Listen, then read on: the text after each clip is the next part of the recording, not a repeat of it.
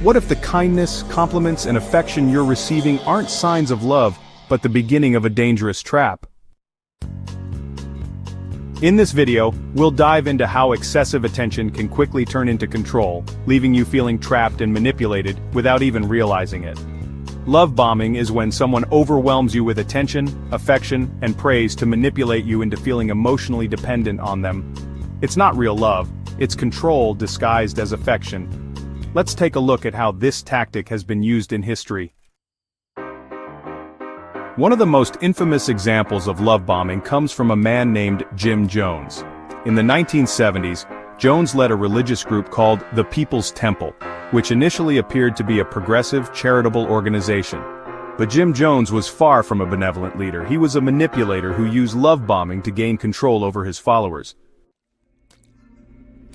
Jones would shower his followers with attention, praise, and affection, making them feel special and valued. He would tell them they were the chosen ones, offering them promises of a utopian world free of racism and inequality. He made them believe they were part of something larger than life, creating an emotional bond that was hard to break. But once Jones had them emotionally hooked and dependent on his affection, the love bombing turned into something far darker: control. Jones began to isolate them from their families and friends, cutting off their support systems. He demanded total loyalty and obedience. His followers were no longer individuals but servants to his will. The once idealistic promises of a utopian society gave way to increasingly dangerous orders. So why did Jones manipulate his followers in such a way? It wasn't just about power over his followers. It was about control and total domination. By creating a group of emotionally dependent individuals, Jones could demand unquestioning obedience. He became the center of their world, the source of their purpose. This control allowed him to do whatever he wanted without any resistance. The more his followers relied on him, the stronger his position became. The outcome? Tragically, Jim Jones led his followers to a mass suicide in Jonestown, Guyana in 1978, killing over 900 people, including women and children. Many of these individuals were so emotionally and psychologically manipulated by love bombing that they couldn't see the danger until it was too late.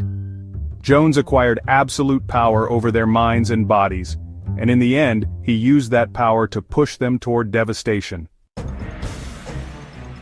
Narcissists use love bombing to create an emotional attachment. They know that once you're emotionally hooked, they can start manipulating you. It's about control. They want to feel admired, needed, and powerful.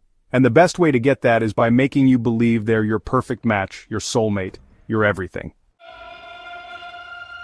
Love bombing works because it exploits a deep human need, the desire for validation and love. We all crave to feel wanted and special, and a narcissist knows exactly how to exploit that. At first it feels good, almost intoxicating. But over time, the love bombing creates a psychological addiction. You begin to chase the highs of their affection, and in doing so, lose sight of your own needs. They shower you with compliments, gifts, and affection right from the start. You barely know them, but they're already calling you the one or saying, "I've never felt this way before." They message you all the time, morning, night, during your day, and expect immediate replies.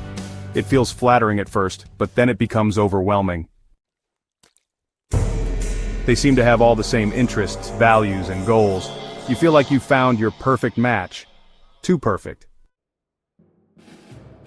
They want to move in, get married, or define the relationship very quickly. If you hesitate, they make you feel guilty, like you're not as serious as they are. They get upset when you set boundaries. If you ask for space or say no, their mood changes instantly. They may act hurt, cold, or guilt trip you.